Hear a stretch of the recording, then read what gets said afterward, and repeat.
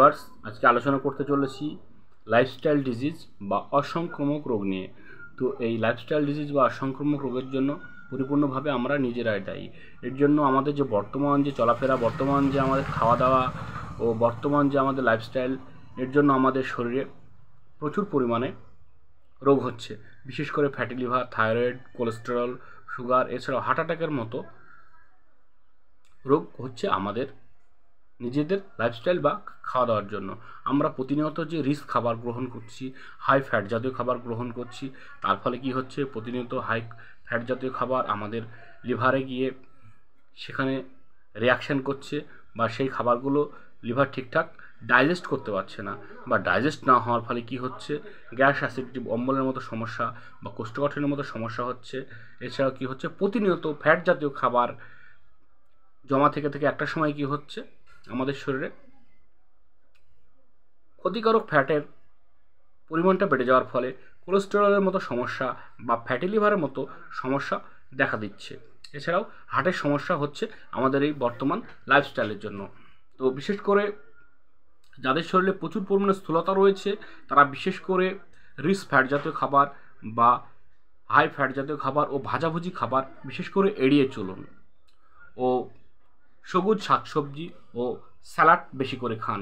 বিশেষ করে লাঞ্চের সময় যাদের স্থূলতা প্রচুর পরিমাণে বেড়ে গেছে, তারা লাল চালের ভাত খেতে পারেন, বা একটু স্যালাড ও শাকসবজি বা দানা শস্য জাতীয় খাবার, বিশেষ করে সিমের বিচি ও মটর, ছোলা, এই জাতীয় খাবার গ্রহণ করতে পারেন। এছাড়াও মেনুতে অবশ্যই রাখতে পারেন শসা বা টক দই। তো আমরা অনেক সময় কি হয়, আমরা বিশেষ করে যারা কর্মব্যস্ত বা যারা সার্ভিস করি বা ব্যবসা করি, তারা কি হয়, আমরা দিনের বেলা অনেক ছোটাছুটি করার পর অনেক সময় অনেক রাত্রিতে বাড়ি ফিরি।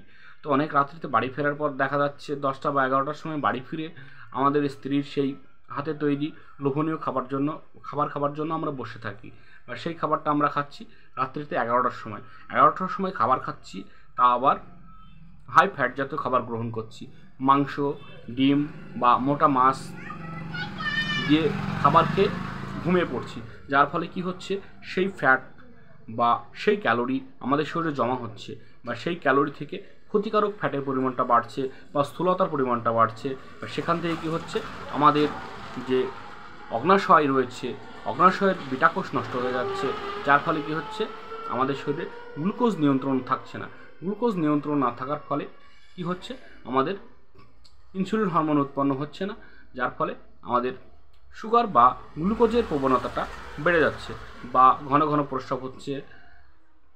এই সমস্ত সমস্যাগুলো আমাদের দেখা যাচ্ছে। এছাড়াও দেখা যাচ্ছে আমাদের কিডনির ইউরিয়া বা ক্রিটিনিন টেস্ট করলে দেখা যাবে সিরাম ইউরিয়া ও ক্রিটিনিন দুটো বেড়ে গেছে। তো এই সমস্ত রোগের জন্য পরিপূর্ণভাবে আমরা নিজেরাই দায়ী। আমাদের খাদ্যাভ্যাস ও আমাদের পর্যাপ্ত পরিমাণে ঘুম না হওয়া ও ইনঅ্যাক্টিভ লাইফস্টাইল। তো এই সমস্ত রোগ থেকে বিরত থাকতে অতি অবশ্যই আপনি আপনার খাদ্যাভ্যাসকে পরিপূর্ণভাবে চেঞ্জ করুন। অতি অবশ্যই সকালে খালি পেটে লেবু জল, উষ্ণ গরম জলে লেবু জল খেতে পারেন, ও ডিম খেলে কুসুম ছাড়া গ্রহণ করুন, ও ওটস বা স্যালাড খান, টক দই খান, ও লাঞ্চের সময় অতি অবশ্যই সবুজ শাকসবজি ও স্যালাড ও লাল চালের ভাত খেতে পারেন, ও বিকেলে আপনি গ্রিন টি খেতে পারেন। ও রাতে, বিশেষ করে রাতের খাবারটা নজর দিতে হবে বেশি করে। রাতের খাবার নিয়ন্ত্রণ করে খেলে অতি অবশ্যই আপনার স্থূলতা কমবে, আপনার সুগার নিয়ন্ত্রণে থাকবে, আপনার বিভিন্ন রোগ থেকে আপনি দূরে থাকবেন। তো রাতে অবশ্যই আমরা রাতের বেলায় কি করি, রাতের বেলায় অনেক সময় অনেক রাত্রিতে বাড়ি এসে সেই সমস্ত খাবার খেয়ে আমরা কি করি, আমাদের চলাফেরা বা হাঁটাচলা না করে ঘুমিয়ে পড়ি, যার ফলে কি হচ্ছে, ডাইজেস্ট হচ্ছে না, বা লিভারে পরিপূর্ণভাবে সমস্যা দেখা দিচ্ছে।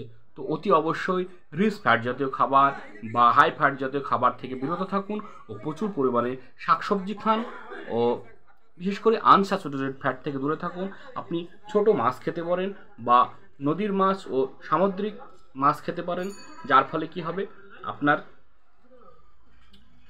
অতিরিক্ত ফ্যাট ঝরে যাবে। ও রাতের খাবার আমরা কি করি, রাতের খাবার গ্রহণ করার পর সেই ফ্যাট আমাদের শরীরে জমা পড়ে আমাদের যে ক্ষতিকারক ফ্যাটটা আমাদের শরীরে কোলেস্টেরল বা থাইরয়েডের সমস্যা দেখা দিচ্ছে।